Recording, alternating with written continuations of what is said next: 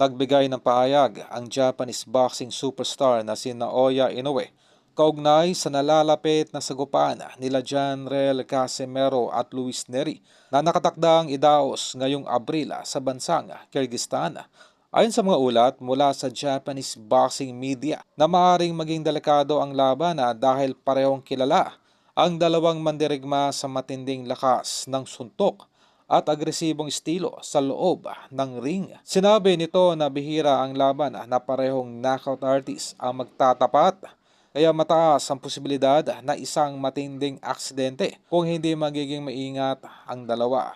Dagdag pa sa ulat, partikular na binigyan diin ni Inoue ang kakaibang knockout power ni Casimero na umano'y nagpatigil na sa maraming kalaban sa pamamagitan ng biglaang at agresibong suntok. Ayon sa mga insider, naniniwala ang Japanese champion na ang unpredictable movement at timing ni Casimero ang dahilan kung bakit maraming boxers ang nahirapang depensahan ang sarili laban dito na kailangang maging handa si Neri.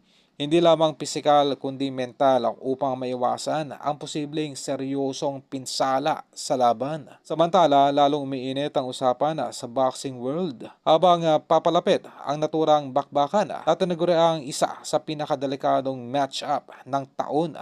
Marami ang naniniwala na ang laban sa Kyrgyzstan ay maaaring mauwi sa isang dramatic knockout anumang oras dahil upang higpitan umano ng organizers ang medical supervision at safety protocols. Patuloy na kumakalat sa social media ang balitang nag-aabang si Inoue sa magiging resulta ng laban na maaaring magbago sa landscape ng featherweight division.